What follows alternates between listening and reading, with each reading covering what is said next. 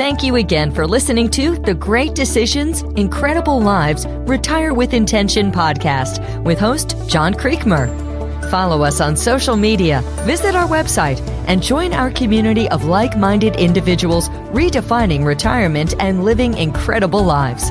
Please leave us a review and share our podcast with others who may benefit. We wish you a future filled with purpose, fulfillment, and the joy of living your incredible life in retirement. Well, everybody, hello, John Creekmur here, and welcome to today's edition of Great Decisions, Incredible Lives. And it's truly about living a life with intention. It's we all go through different things every single day, and sometimes they're mountaintop experiences. Other times, maybe we're in that valley, or we're just going through that desert of life. But it's in the midst of those things to walk through intentionality and trying to find joy and happiness and impact every single day. And as you guys know, we love to introduce you to different people that are experts from all around the country in so many different areas. We do have some interesting people coming down the line that I know you guys are going to really enjoy. And today, I know you're really going to enjoy a conversation with my new friend Ryan King from Toledo, Ohio. And, Toledo is in one of those great Midwestern states of Ohio. It's they're in the northwest corner, phenomenal area. So many dear clients and dear friends from that area. Ryan is an estate planning elder law attorney and phenomenal experience, phenomenal background. Ryan, welcome to the show. Can you take a second to introduce yourself to everybody and your background and education and areas of interest? Yes, my name is Ryan King. I'm a lifelong resident of Toledo, Ohio. I graduated from summa cum laude from the University of Notre Dame in 2002, and I graduated from Ave Maria Law School back when it was still in Ann Arbor in 2005, and I passed the bar a few months later in Ohio.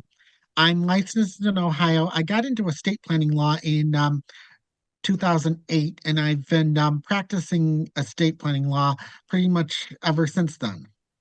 Very good. Did I also see on your bio, Ryan, that you also had a stint with the Social Security Administration? Briefly, yes. Yeah. So a lot of background all revolves around elder law, and then also potentially some disability information in there that definitely affects how people navigate just retirement things. And so all that plays together. And so phenomenal background, Ryan. And we're going to delve into a lot of things as it relates to elder law. Can you walk through, Ryan, everybody, a definition of what does elder law mean, and what's the definition of someone who maybe age should be considering going through some level of planning? Well, elder law is essentially law that applies to people who are retired or approaching retirement or considering retirement. Essentially, it involves preparing estate planning for them and helping them navigate the process of estate planning, of applying for benefits such as Medicaid, and especially whether they need in-home care or they need to go into a facility. And essentially, estate planning, although we generally call it elder law and we generally think of it as something you need to do when you're older, estate planning is something you need to do anytime because anything can happen to you. I recently read an account of somebody who was in college and had a stroke.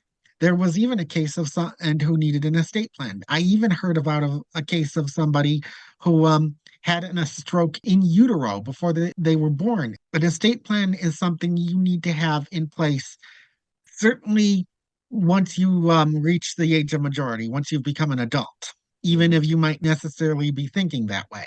Mm-hmm. Can you kind of walk through, Ryan, if you will? So we're about estate planning. Can you walk through what are the different components that people should be thinking about as far as estate planning? Well, here's the thing you need to know. If you don't have an estate plan, the state will put an estate plan in place for you.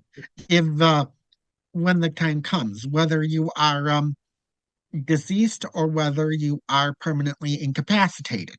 And you may or may not, and I would probably say, especially in the case of incapacity, for most of us, it would be not want the state to handle your affairs.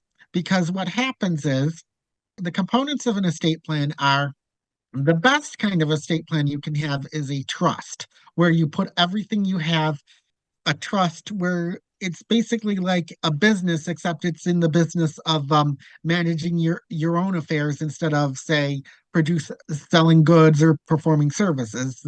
And you can name who the beneficiaries of your trust are when you die, and you can also name who the successor trustees are should you die or become incapacitated.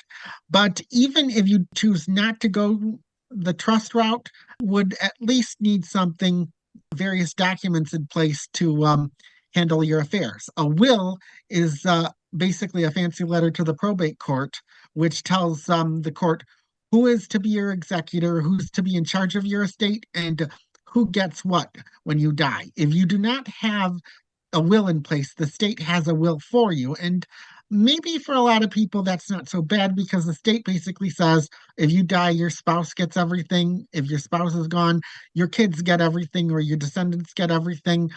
If you don't have any kids, it'll go to your parents, then your siblings, then to your grandparents, then to your aunts and uncles, and then cousins.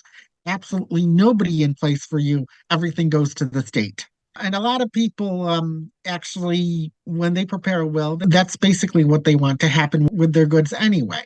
But the really tricky part is what happens if you're not dead? What happens if you're incapacitated?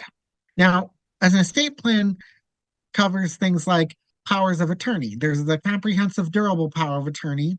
And then there's the which determines who gets to handle your financial affairs. And then there's the healthcare power of attorney, the living will, and the HIPAA waiver, which determines who gets to handle you, that is, your medical affairs. The thing is, if you don't have any of these documents in place and you become incapacitated, the court has to, your next of kin will have to go to court and get guardianship over you. And this is rather expensive and time consuming. And they have to get the court's permission to do anything, any kind of expenditure that they have to make on your behalf. They have to get the court's permission to do so. They have to provide a written accounting every year, and they have to save receipts for every expenditure, everything that comes into your accounts, everything that goes out of your accounts. They have to save these receipts, and that can become problematic given the fact that a lot of receipts now in this day of identity fraud are printed on with disappearing ink, which can really be a hassle when you have to gather those receipts and to take them to the court. Yeah. And then finally, what you also need, and this is something relatively new, it's only in the past 10 years or so, is the Advanced Directive for Funeral Arrangements. Here's the thing, you can pre-plan your funeral, you can have prepaid, pre-planned, have everything in place. But what's happened is there are second marriages, there are blended families, and what's happened is that in the past there's been cases of, say, you've got a man, call him Alex. And Alex, he gets married to Betty. And they have some kids, but the marriage doesn't work out and they end up getting a messy divorce. And so Betty gets custody and she basically bars Alex from having access to the kids. And she basically tells the kids Alex doesn't want to see them because he's a monster who hates them. And then Alex remarries. This time his spouse is Veronica, and they actually have kids as well, and they live a long, happy life together, and until Veronica dies. So Alex then dies, and what used to happen was that if you die unmarried, your next of kin is your oldest child, if you have any.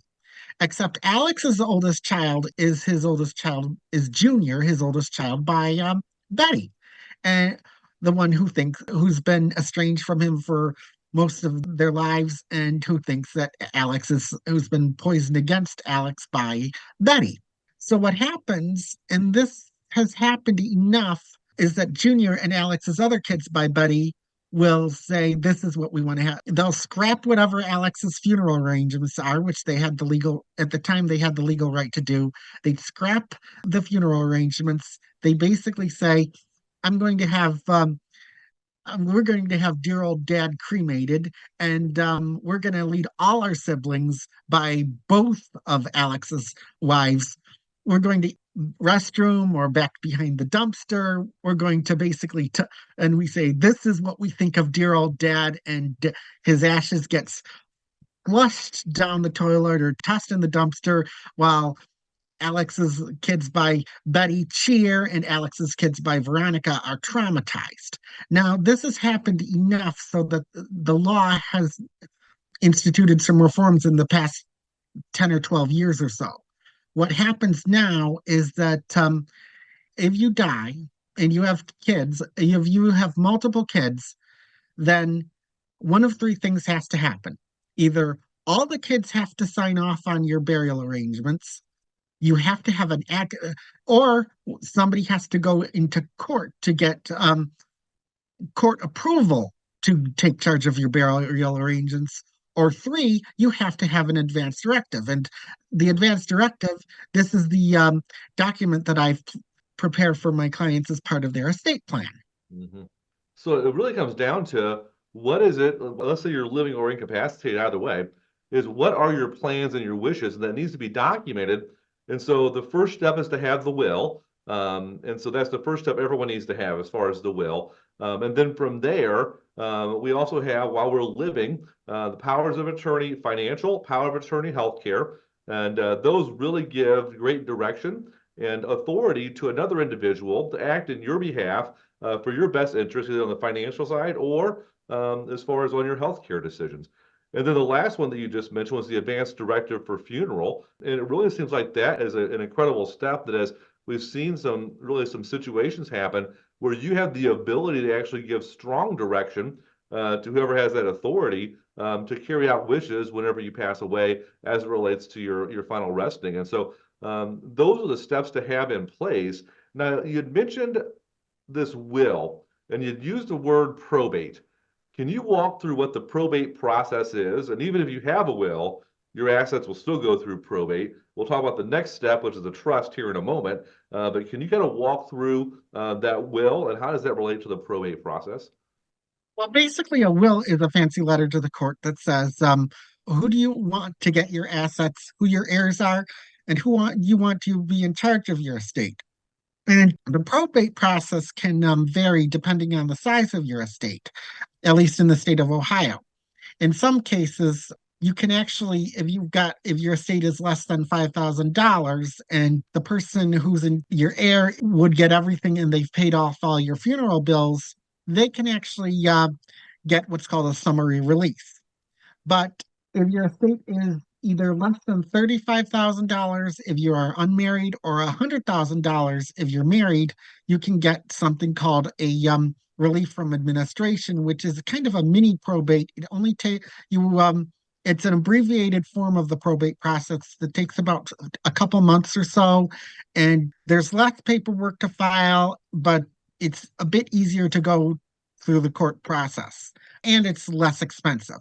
Now, if you have an estate that's larger than that, then you have to go to a full probate, which takes about 6 months. It's quite a bit more expensive. In Lucas County, it's $350. It's a bit less in court fees. It's a bit less in other counties. But depending on the process, if you can get everybody who stands to inherit to sign waivers, you can get the process done without having to go to court. If you're unable to get these people to sign waivers, then you'll have to go to a hearing. And even worse, if you have actually lost touch with somebody and you have no idea where that person is, or even if that person's alive, you'll have to carry out service by publication, where you have to run an ad over the course of a few weeks in the local legal newspaper, which is an additional expense in and of itself.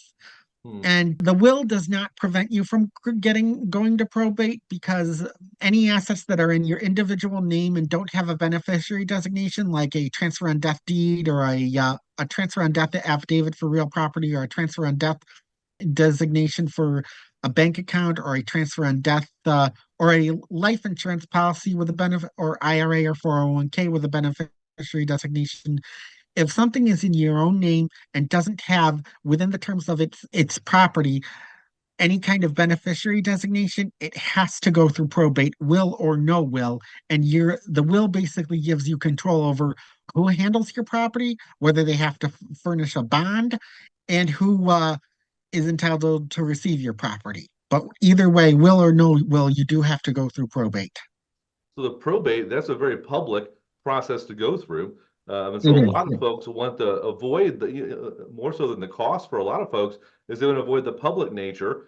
And so you mentioned potentially using a beneficiary designation, where I see a lot of folks, they use a beneficiary designation or a transfer on death designation to help with a lot of their assets not going through probate if they've not utilized a trust. So Ryan, what are your thoughts as far as on utilizing a beneficiary designation or a transfer on death? There are pros and cons to this. Mm, The pros are essentially that you can avoid probate with a beneficiary designation, assuming that your beneficiary doesn't pass before you do or at the same time. The cons are that there was an instance of a family. This is a story that circulates the estate planning law community. It was about, I don't know, 2015, 20, 25 years ago. The mother, she divided her assets into three equal CDs, and those CDs were each CD was had a beneficiary designation for each of her three children. What happened, however, the intention was for each of her three children to get a third of her property when she died. What happened, however, was that one of her children passed before she did or around the same time she did. And so that beneficiary designation was null and void and had to go through probate. mm, Well, the problem is even if you have a multiple beneficiary designate, that child who passed before she did had descendants. And the mother, presumably, if her one of her kids would have died before her, she would have wanted her child's share to go to that child's descendants. But instead, her child's share in this case went to, it was split up four ways between a third went to her two surviving children, and a sixth went to the children of the daughter who passed. And basically, the surviving siblings and their nephews or nieces, they will never speak again. That family has been destroyed because nephew and niece feel that they got shafted. They mm, only got a sixth when they only got a sixth of what their mother should have got. mhm. And so one of the ways that folks use, as far as the tool that they use to kind of aid in that and try to smooth out some of those, post-mortem family devastations, like you just explained there, Ryan, was to actually establish a trust and then Yes. fund the trust. And so if you establish the trust and you never go through the process of funding it or actually having assets titled in the ownership of the trust, then obviously we don't have any benefit in doing so. So they establish a trust. Can you walk through everybody? And some folks ask us all the time, I have a certain dollar amount, should I have a trust? And so is there a certain dollar amount where it makes sense to start considering a trust? And then also how is a trust set up and legally what is it? And then from there, the last question on this line of questioning is what is the real benefit of having a trust? Well, essentially, there can be a dollar amount. A dollar amount when you actually want to start considering a trust is, say, $4,500. Although that money isn't the only consideration you want to have when you're setting up a trust. The reason I say $4,500 is because that's where things start to break even. Probate assets. When you take assets through probate, your attorney gets to charge a fee. And it starts out at 4.5%. And it actually goes lower the more assets you have, but 4.5% of the first $100,000. So that's why I had given the $4,500 figure. If you have a trust, however, your assets, the figure you should actually think about is $100,000 because that's the breaking even point where your attorney might otherwise get $4,500 if your assets were taken through probate. If you have a trust, however, the the cost for an attorney to take your assets, to handle your assets after you pass, is only 1.5% of the estate across the board. So if you have $100,000 estate and it goes through probate, your attorney gets to charge $4,500 in legal fees. If you have a $100,000 estate and it's in a trust, your attorney gets to charge $1,500 in legal fees. But that's not necessarily the only issue. If, for example, you want to disinherit a child for whatever reason, one of the things about wills is that they can be contested. And one of the things people will allege is who want to contest a will can be alleged is that A, you didn't have testamentary capacity, you were incompetent. B, undoing the other, you were coerced to fill out this will because essentially the person who, if you disinherited a child, the remaining child, they'll say the remaining child basically held, figuratively speaking, held a gun to your head and said, you either sign this will or I'll put you out on the street. I won't take care of you. Or the remaining child exercised undue influence, essentially barring everybody else from seeing you and getting you to believe that they're the only one who cares about you. So, in the event that you want to disinherit a child, a trust is certainly something that is preferable to a will because it's harder to contest. Another issue is if you have a second marriage and you've got children from your first marriage. One of the things that the Ohio allows someone to do, a surviving spouse to do, is to take against a will, essentially to say, I want this will to be set aside, and I want my what my share would be under the intestacy law. Now, in the event that there were children from a previous marriage, a second spouse doesn't get to have everything the way a first spouse would, but they can still take enough that it might actually deplete your estate and deprive your children of their fair share. So, in that case, you would want a prenup, but you would also want a trust. Another issue is if you have children who have special needs and you want to make sure, or you have minor children because you want to make sure that any inheritance they receive would not necessarily be subject to probate court. And if they are receiving government benefits like Social Security, disability, or Medicaid, you wouldn't want them, and are means tested benefits, you'd want to arrange for them to receive their assets in a way that would not kick them off of welfare. Those are the areas where you would want to in cases in which you'd want to have a trust. Another issue is, of course, as far as how you would set up a trust, you would essentially contact me or another estate planning attorney, and we would prepare a trust for you. And the trust would actually include a pour over will that would say any assets that were not put in the trust go to the trust upon your death. It would include a power of attorney, a financial power of attorney, just to as a catch-all for any assets that were not put in the trust. And it would include the healthcare powers as well as the advance directive for funerals, because whether or not you have a trust, you still need to have those documents in place.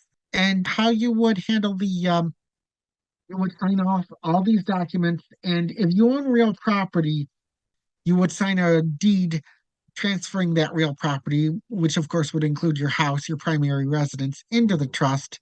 And once you've done so, once you've executed these documents, it would be up to you to be able to transfer your remaining property into the trust. The only thing your attorney can actually help you with directly in that case is the preparation of the deeds for your real property. And of course, preparing a document that says, I sign all my tangible personal property, that is various knickknacks, antiques, any chattels that you own, anything that's doesn't have an account number, isn't nailed down, that would be transferred into your trust. But it would be up to you to go down to the title agency, the BMV, and transfer your car into your trust. It would be up to you to go to your bank, your life insurance company, your your investment companies, your IRA. Well, you can't transfer an IRA or a 401k into a trust, but it would be up to you to list the trust as a beneficiary designation. It would be up to you to transfer your life insurance into a trust. To list it as the owner and beneficiary, it would be up to you to transfer your bank accounts, your stocks and bonds, your cars, any of those assets into the trust. And you would also want to have your trust as an addition listed as an additional named insured for your homeowner's insurance and auto insurance. And the reason you wanted to have that done is because if you were caught in the middle of a fire or a tree fell on your house and you were in it, or obviously you're in the middle of a car accident and you want your trustee to be able to step into your shoes and deal with the insurance company without having to go through probate court if you're dead or probate court if you're still alive. Mhm. I'll tell you what, Ryan, so many different ways of walking through that. I know that we've worked with so many estate planning attorneys over the years, all different states, with the attorney drafting the document, doing a phenomenal job as far as in preparation of the will, having the great pour-over provisions, working well and collecting a lot of the good rights inside the power of attorney, trust set up. But you're right, because the client oftentimes, once we have the deed prepared, as far as for real assets, the client then has the responsibility to go in and get everything changed on all their other financial assets that they have. A lot of times they kind of don't complete it, and then they're not as protected as and their wishes don't get carried out the way they wanted. And so I really think incorporating through whoever your wealth advisor may be to work alongside of you and helping to do that so you don't miss anything is a critical point in that entire process. Keep in mind, everyone has their role. They all have their lane to stay in. Make sure you have a high quality attorney like Ryan here to help work you through the proper documentation of the wisdom on the things that Ryan talked about. Ryan, man, we covered a lot of information. It's hard to believe we've already gone 30 minutes. I had to shut things down pretty quick, but I want to tell you, thank you so much for being with us today. And thank you for bringing together such wisdom as far as that, what's needed on the estate planning. It is critical, folks, to make sure you get that estate planning put in place. If you're in the Toledo area and trying to find an attorney to work with on the estate planning side, definitely reach out to Ryan. All of his information is in the show notes. Able to find him right there and reach out and set up a time to get together with him. Hey, Ryan, thank you so much for being with us today. Really appreciate you. Thank you for having me. Yeah, very good, guys. Thank you so much for listening. We'll talk to you guys next week right here on Great Decisions, Incredible Lives. Talk to you all later. Bye-bye. Thank you again for listening to the Great Decisions, Incredible Lives, Retire with Intention podcast with host John Creekmur. Follow us on social media, visit our website, and join our community of like-minded individuals redefining retirement and living incredible lives. Please leave us a review and share our podcast with others who may benefit. We wish you a future filled with purpose, fulfillment, and the joy of living your incredible life in retirement.